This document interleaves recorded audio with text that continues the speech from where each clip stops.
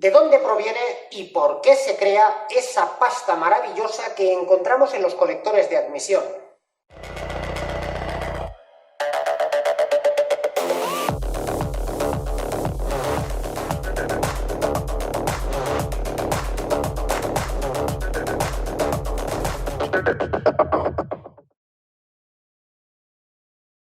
Podríamos pensar que un sistema de EGR en sí mismo, él solo, es capaz de saturar cualquier tubería. Y en cierto modo es posible que así sea.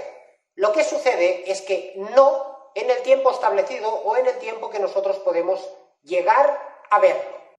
Me refiero, nunca está solo en esta andadura. Un sistema de EGR por sí mismo no es capaz de saturar de la manera que encontramos los circuitos de admisión de muchos automóviles.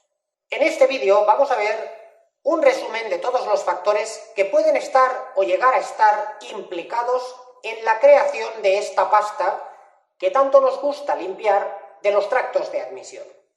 Como en tantas otras ocasiones, disponemos de un cilindro y de un émbolo o pistón que circula por dentro del cilindro en carreras ascendentes y descendentes. Cada vez que recorremos precisamente esta cursa, disponemos de unos segmentos que nos gustaría que cerraran perfectamente respecto al cilindro, pero que no es posible que lo hagan, por muchas razones. La principal es porque tenemos un movimiento no solo ascendente y descendente, sino pivotante del propio pistón. Por tanto, el segmento dentro del cilindro recibe un bamboleo que permite una porción de paso de los gases que tenemos alojados en la cámara de combustión. También disponemos de una apertura en el cierre precisamente del segmento, porque de otra manera no podríamos encajarlo en el pistón.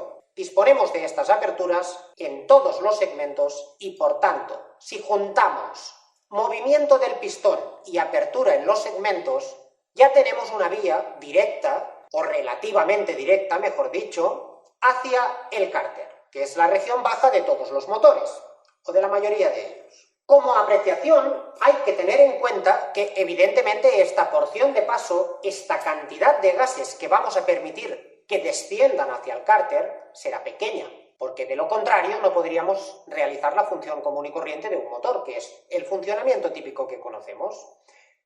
Esto es gradual en función del desgaste que tiene el propio motor. Por tanto, a más desgaste, más paso de gases hacia el cárter.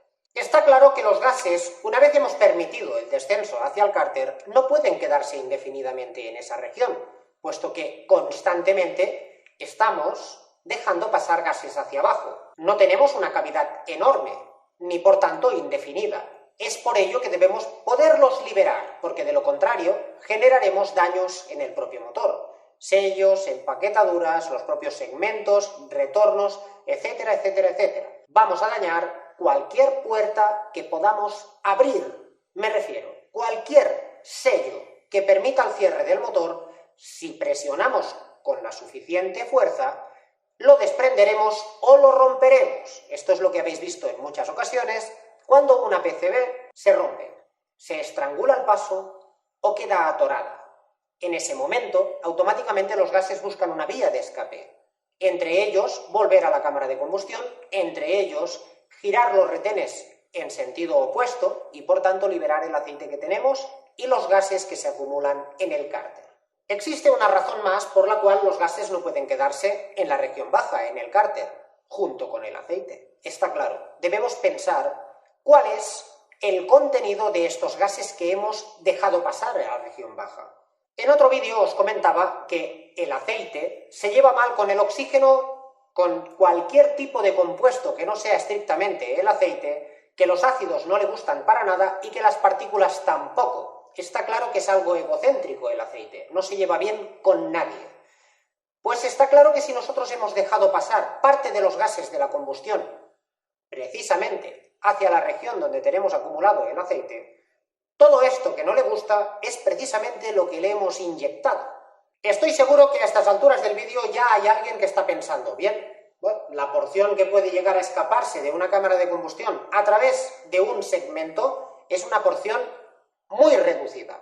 Y sí, correcto, es una porción muy reducida. Pero tenéis que tener presente que esta acción se realiza 50 veces por segundo por cada cilindro, lo que significa que esto ya no es un hecho aislado que no tengamos que tener en cuenta. Hay que tenerlo en cuenta y mucho. Y también está claro que seguro que alguno tiene la pregunta de decir, bien, pero si realmente lo que hemos dejado pasar son gases de la propia combustión hacia el cárter, pues está claro que estos gases no traerán ni humedad ni oxígeno, puesto que la hemos quemado aquí dentro. Pues no.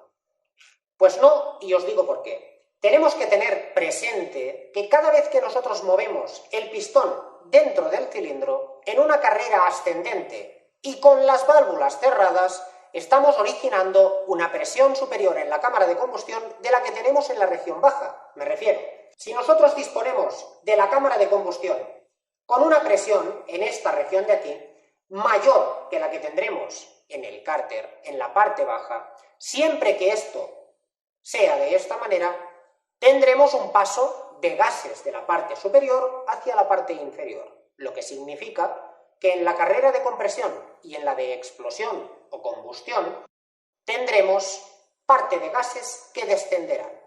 Por tanto, en compresión, si es diésel, estaremos pasando oxígeno hacia la parte baja. Si es gasolina, estaremos pasando mezcla de ambas.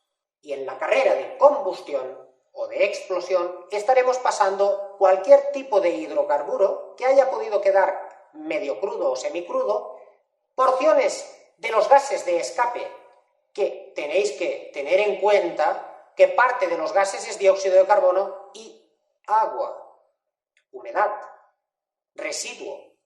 Todo esto va a pasar al cárter. Como apreciación, está claro que no es agua líquida, estará en estado gaseoso, pero para el caso es lo mismo.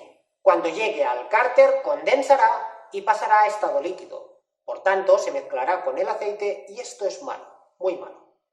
Y entonces, deberemos de tener presente que una vez tengamos la disposición de todos estos hidrocarburos semiquemados o quemados, partículas y demás gases que van a pasar hacia la región baja, cuando lleguen a ese sector, van a entremezclarse con la nebulosa de aceite que tendremos allí, por barboteo, por evaporación, etcétera, etcétera. Las cosas que ya hemos visto en el aceite y las que no hemos visto todavía las veremos en sucesivos vídeos. Una vez lo tenemos en esa región, va a entremezclarse. Cuanto menos tiempo lo tengamos en ese sector, menos daño vamos a causarle a todo el aceite que tenemos en el cárter y que constantemente estamos batiendo. Por tanto, cuanto más lo batimos y más tiempo tenemos todos los desperdicios en ese sector, más se mezclará, más deteriorará todos los aditivos que componen, o aditivan, mejor dicho, el aceite. Entonces, para evitar esta acumulación de gases en la región baja de cualquier motor, se dispone de una PCB, PCV, llamarle como queráis. Actualmente hace la función de controlar los gases y llevarlos ¿a dónde? Pues llevarlos al colector de admisión nuevamente para que sean quemados. A alguien, algún momento, se le encendió la bombilla de que estos gases, que son altamente contaminantes, si los volvíamos a quemar dentro de la cámara de combustión, como mínimo le recortábamos bastante la contaminación a la atmósfera. Y así se ha hecho. Pero igualmente, hoy vamos a estudiar el conjunto entre la EGR y la PCB y todo lo que puede llegar a desembocar en esta pasta maravillosa que hemos comentado en otras ocasiones. Vamos ahora con las variables que pueden afectar positiva o negativamente en el resultado final, que es esta pasta que hemos hablado. Para que ésta se genere en una porción o en otra, determinadas circunstancias deben darse y además en unas proporciones determinadas. Vamos a analizarlas todas. La primera de la que vamos a hablar es precisamente la elección del aceite que estamos empleando en nuestro motor. Y cuidado, a mí me da exactamente igual el aceite que empleéis. Me da igual que sea un 2050, un 1040, un 1060, sintético, semisintético, mineral de hace 30 años. La cuestión es, si hay un nexo entre la suciedad y el aceite empleado, no podemos incidir sobre la EGR sin haber tomado en cuenta la decisión que nosotros personalmente hemos optado en el momento de realizar un cambio de aceite. Bien es cierto que no es únicamente un factor, son muchos, pero entre ellos hay alguno que es de decisión personal. Por tanto, hay que tenerlo presente. Bueno, estoy seguro que pensaréis, y de qué manera puede llegar a afectar una decisión personal de qué aceite empleamos en un motor para retirar o recoger, para después retirar, una serie de desperdicios que vamos a encontrar en el colector de admisión y en la válvula EGR. Pues sí que tiene una implicación directa. Y veréis cómo. Resulta que en determinadas circunstancias, según el aceite que hemos elegido, tiene más o menos evaporación. Que tenga más o menos evaporación significa que todos estos gases van a emanar más hacia la admisión y también tendrán una composición diferente. Esto, a priori, quizás cuesta algo de trabajo de imaginárselo. Por ello es que en un vídeo que no es este, vamos a poder ver de manera gráfica de qué estamos hablando y de manera práctica además. El segundo punto a tratar es la periodicidad en el cambio de aceite. Es especialmente importante por un hecho, y es que cuando nosotros llegamos a saturar los aditivos que tenemos dentro de un aceite, estamos convirtiendo ese aceite en un residuo realmente. Deja de tener todas esas propiedades que hemos contado en diversas ocasiones y que si no conocéis os dejo en un vídeo por aquí para que lo veáis. Después de este, que si no nos penalizáis. La cuestión es que cuando llegamos a saturar los aditivos, convertimos ese aceite como si fuese un aceite antiguo, de los que no llevaba ningún tipo de aditivo. ¿Por qué? Pues porque ya no pueden trabajar, están saturados, han llegado al máximo. Aquellos motores que tienen un consumo elevado de aceite, se tiende por costumbre a ir rellenando y ya no realizamos el cambio, puesto que es como renovarlo. Si le echamos 1 litro cada 1000 kilómetros, a los 5000 kilómetros representa que hemos cambiado ya el aceite. No, ni por asomo, no tiene absolutamente nada que ver. Cuando nosotros evaporamos una porción de aceite, siempre se evapora aquel que es más volátil. Por tanto, toda la pasta, toda la parte espesa y densa, todos los residuos que hemos llegado a acumular en la parte baja, se van a quedar allí. Si además estamos tratando una base que es mineral o semisintética, poco elaborada, como ya hemos visto en otros vídeos, la composición del mismo aceite no es homogénea. Por tanto, tendremos una parte que será muy volátil y otra que no tanto. Por ello es que iremos acumulando todo este residuo en la parte baja y conforme le echamos 1 litro, ese litro que entra fresco y nuevo en teoría, se corrompe enseguida. Los aditivos de ese litro que hemos añadido se mezclan automáticamente con todo el residuo que ya teníamos en el cárter. Neutralizamos nuevamente esos aditivos que intentan paliar la acidez y todos los demás conceptos que no voy a repetir en este vídeo y que por tanto constantemente todo lo que estamos echando dentro del cárter ya propiamente le estamos mermando sus capacidades. En ese sentido, cuando no cambiamos el aceite, estamos penalizando en muchos factores. En este de generar pasta en el colector de admisión, también. Y os pongo un ejemplo que además estoy seguro que todos habéis experimentado. Estoy seguro que habéis entrado en un bar y estáis sentados y de golpe os viene un olor a aceite requemado de una freidora. Y notáis que hemos llegado al final de la vida útil de ese aceite. Esto se nota por el olor intenso que desprende este aceite. Y que por tanto, en el caso del aceite de la freidora, pues es nocivo cualquier cosa que friamos dentro y que nos comamos, y en el caso del motor, también para el motor y para los gases que vamos a trasladar a la región alta, que serán mucho menos volátiles y que por tanto contendrán una porción alta de residuo que es mucho más sencillo de cantar. En el momento que condensamos algo, si su masa es mayor, es más sencillo conglomerarla. Esto es lo que sucede cuando empleamos un tipo de aceite que se deteriora con facilidad. Forma una capa espesa y densa, que es de lo que estamos hablando en otros vídeos. Cuando nosotros tenemos una solución así, tenemos que retirarlo de forma manual. No esperemos a que el motor sea capaz de retirarlo, ni sprays milagrosos que nos ayuden a retirar una porción grande de este tipo de pasta. El siguiente punto tiene que ver con el desgaste del motor. Bien, esto es proporcional y además es algo que no se puede evitar. Me refiero, si nosotros disponemos de un cilindro que tiene una medida nominal, X, la que sea, y vamos circulando dentro con un émbolo, con un pistón, estamos desgastando como mínimo 2 de las faldas. Estas 2 faldas van a coger más dimensión. Coger más dimensión significa que el segmento que cerraba a una medida determinada ahora quedará más abierto. Además de esto, tanto el pistón como los propios segmentos, experimentan exactamente el mismo desgaste. Por todos ellos vamos a llegar a pasar más porción de gases. No hace falta incidir mucho en el hecho de que si dejamos pasar más cantidad de gases, todos ellos van a llegar otra vez a la admisión.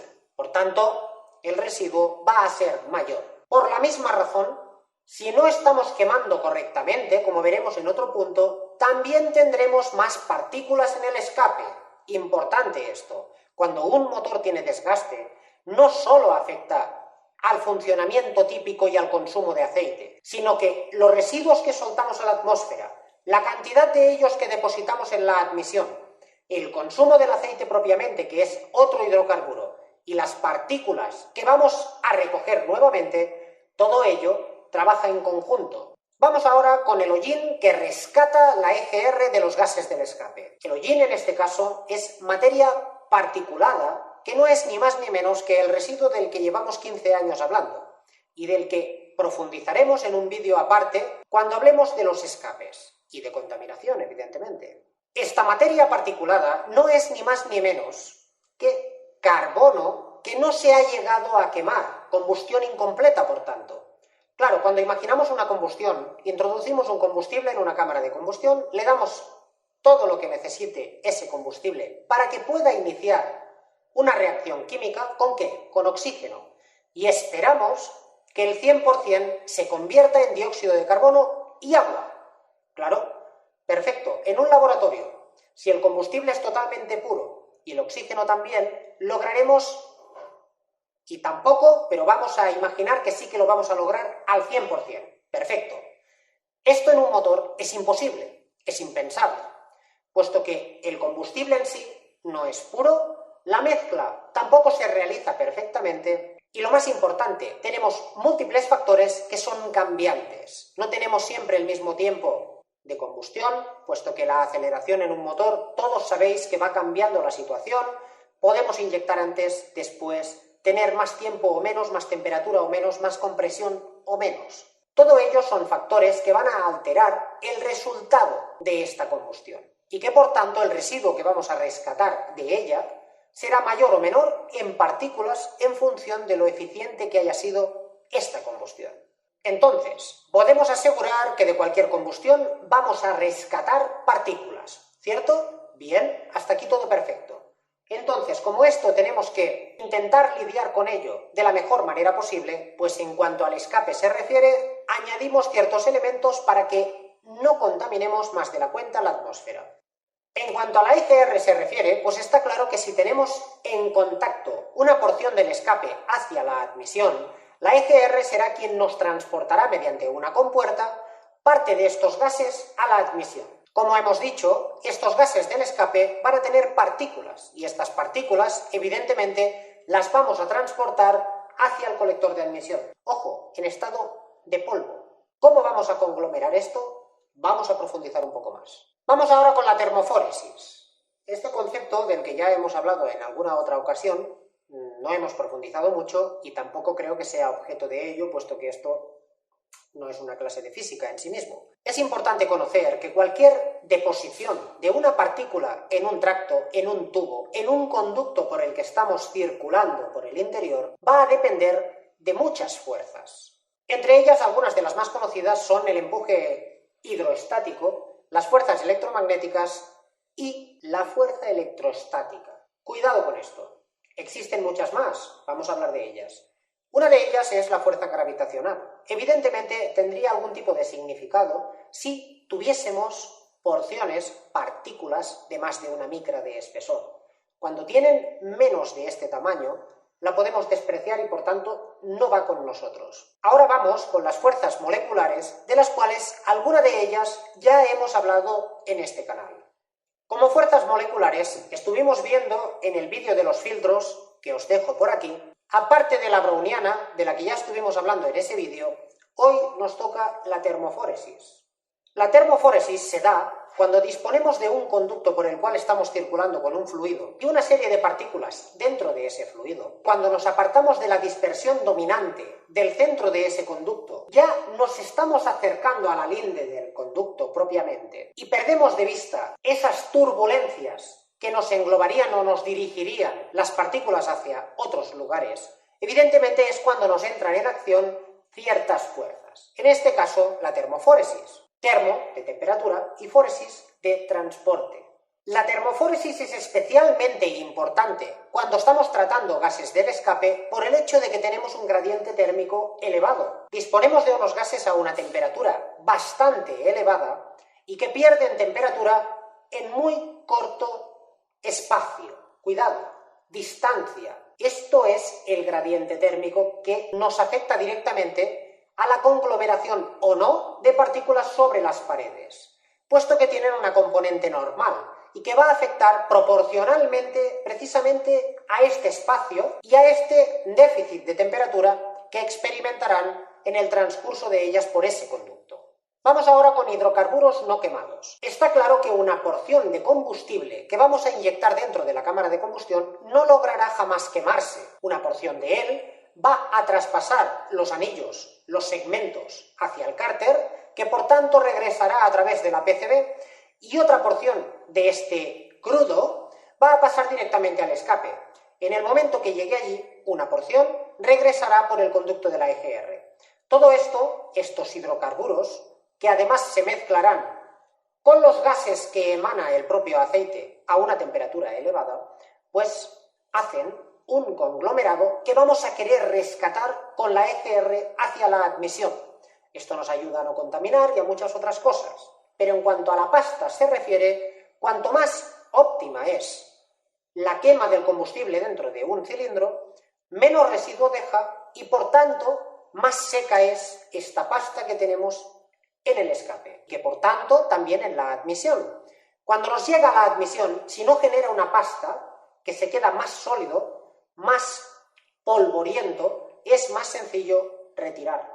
Y poco más. Hidrocarburos que no hemos llegado a quemar y que van a rescatarse por esas dos vías. Bien, vamos ahora con otra cosa que me parece especialmente importante, que es la sonda de temperatura de cualquier motor. Un motor dispone de una sonda de temperatura que nos va a calcular en tiempo real a qué temperatura está moviéndose de media el motor. Es muy importante esto. La unidad de control tiene en cuenta esa temperatura, real o calculada, y ahora os diferencio cuál es una y cuál es la otra, para la toma de decisión del dosado ideal. O sea, la unidad de control toma esta referencia de la temperatura que tiene el motor como media para poder servir la cantidad de combustible necesaria para que el dosado sea lo más estequiométrico posible. Esto es perfecto, pero resulta que si tenemos un dispositivo que nos está midiendo la temperatura y no lo mide bien, nos marca de menos, pues evidentemente estamos incrementando la cantidad de combustible que estamos inyectando. De esta manera,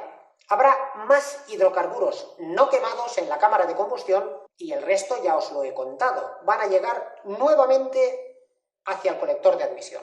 Os decía, real o calculada. Calculada es aquella que podemos ver mediante una sonda de temperatura. Y real es aquella que vamos a tomar en cuenta en función de los parámetros del motor. Me refiero, si nosotros disponemos de un motor con un termostato y tenemos este termostato semiabierto o semicerrado de forma permanente, imaginar que la temperatura de trabajo de un motor sea 90 grados. Si el termostato se nos queda semiabierto y hace un poco de frío, no vamos a pasar de 60 grados jamás. No pasar de 60 grados significa dos cosas. Por un lado, los hidrocarburos no los vamos a llegar a quemar correctamente, puesto que la temperatura media que vamos a tener en el motor será inferior a la necesaria, que por tanto, todos ellos los que tengan contacto con la pared que circunscribe el espacio de la cámara de combustión van a refrigerarse más de la cuenta. Por tanto, no llegaremos a quemarlos por completo. Esto, uno. Tengamos presente e imaginemos que sí llegamos a quemarlos. En cualquier caso, si la temperatura es inferior, de la porción que quememos quemaremos menos. Y por otro lado, si nosotros disponemos de una temperatura inferior, la sonda de temperatura estará informando a la unidad de control de que la temperatura de ese motor es de 60 grados y no de 90. Por tanto, enriqueceremos la mezcla. Enriquecerla va a significar paralelamente que nos va a sobrar combustible. Si nos va sobrando combustible por un lado y no lo quemamos por completo por otro lado, automáticamente, aparte de contaminar mucho más y gastar mucho más combustible, También estamos produciendo más hollín en el tracto de admisión, puesto que lo vamos a recircular y que se va a entremezclar con todas las emanaciones que van a subir vía PCB y se van a quedar también allí. Y ahí tenemos el mejunje del que hemos hablado tantas veces. Vamos con otra elección, el combustible empleado. Está claro que quizás es la menos importante dentro de las que hemos tratado, pero tiene mucho que ver. Resulta que el combustible que estamos empleando, en función de la pureza y calidad del mismo, vamos a generar más o menos residuos. Está claro que hoy en día las estaciones de servicio en cada país es de una manera diferente. En España, en Europa en general, hay bastante estabilidad en cuanto a combustible se refiere, sobre todo aquellos que no tienen una especificación para uso de calefacción o agrícola. En cualquier caso, la elección del combustible que estamos empleando, si está más o menos refinado y está más o menos depurado en cuanto a aditivos se refiere, también generará más o menos residuos, y estos residuos en definitiva vamos a llegar nuevamente a aspirarlos hacia la admisión. Por tanto, más mejunje. Vamos quizás con el punto más importante del vídeo de hoy, y es el estado en el que se encuentra la inyección, los inyectores propiamente. Los inyectores y todo lo que tiene que ver con la circuitería de los inyectores. Y cuidado con esto, ¿qué tiene que ver los inyectores ahora con la pasta que se genera por culpa de la válvula EGR? Bueno, en muchas ocasiones le echamos paladas de tierra a la válvula EGR y no nos damos cuenta que precisamente una porción sí es culpa de ella, evidentemente, un 25% o así, pero lo demás es todo lo que recogemos en las demás partes del motor y que algunas de ellas dependen totalmente de nosotros. Ojo, de nosotros como usuarios y de nosotros como técnicos, de las dos cosas. Cuando nosotros disponemos de un inyector que no es capaz de cerrar a tiempo o bien se queda atascado en alguna de las posiciones intermedias, lo que va a hacer es pulverizar más de la cuenta, en el supuesto que llegue a pulverizar, puesto que si está más deteriorado nos daremos cuenta porque quedará atascado y la humalera se verá a la legua. Pero igualmente, más de la mitad de los automóviles que circulan, que tengan más de 10 años, está claro que la inyección no está correcta. Y eso os lo puedo garantizar. De hecho, si ponemos un analizador de gases en cualquiera de estos vehículos, podremos apreciar trazas importantes de hidrocarburos. Y no todas ellas serán por desgaste y paso de aceite hacia la cámara de combustión, sino que mucha porción de combustible no quemado saldrá por el escape directamente. ¿Por qué? Por un exceso. Cuando nosotros no somos capaces de coordinar la cantidad de combustible que indica el fabricante en la máquina, en la unidad de control, cuidado, esta parte es la más importante. Si yo, como fabricante, le digo a la máquina, tienes que inyectar a tantas revoluciones y tanta carga, tantos milisegundos de inyección, y yo le doy la orden al inyector de que realice esta apertura por este tiempo, pero el inyector se toma una Coca-Cola mientras lo está haciendo, o sea, abre un pelín más tarde, porque ya tarda algo más, y a la hora de cerrar, no cierra cuando toca, cierra más tarde. Esto implica que con la cantidad de veces que tiene que abrir y cerrar esta válvula, en una hora sea una cantidad prominente de combustible el que estamos tirando, directamente tirando. Ya no es por la contaminación, que también. En muchas ocasiones, el problema no es que el inyector esté propiamente roto, sino que en su día lo estuvo y se reparó. Se cambió tobera, se cambió lo que sea. Se reparó el inyector. La cuestión es que si tenía que codificarse, no se hizo en su momento. O no se generó el código, o no se introdujo, o ambas. En cualquier caso, nos hemos desviado de la cantidad óptima de combustible que tenemos que ingresar dentro de un cilindro. Claro, en otras ocasiones os he comentado que esto es muy apreciable cuando el motor es completamente nuevo, puesto que se va a gripar. Si no lo codificamos, vamos a romper el motor. Pero cuando ya tiene unas horas de uso, muchas horas de uso, tiene un desgaste, que por tanto es más permisivo a la hora de sobrecalentar la cabeza de un pistón. En este sentido, cuando un motor tiene desgaste, si no codificamos un inyector, no lo vamos a notar prácticamente. Habrá más consumo y más contaminación, pero como usuarios funcionará igual. No se detendrá el motor. Pero en cuanto a residuos se refiere, sí que lo apreciamos y mucho. El hecho es que las EGR han puesto de manifiesto todos estos fallos que hasta ahora no eran así, hasta que hemos podido ver el residuo en la admisión, puesto que si se va hacia el escape y no hay nada que lo retenga, ni lo veríamos ni prácticamente nos importaría a ninguno. Y no es por faltar a nadie, pero cuando alguien se pone en plan cuñado a decir que todos los males de los motores actuales son por culpa de la EGR, pues está claro que, aparte de una falta de información importante, se está dejando en el tintero todos los otros causantes de cualquier daño que tengamos, o en este caso residuo. Intentemos por todos los medios que aquello que digamos tenga el mayor rigor posible, y si metemos la pata no pasa nada.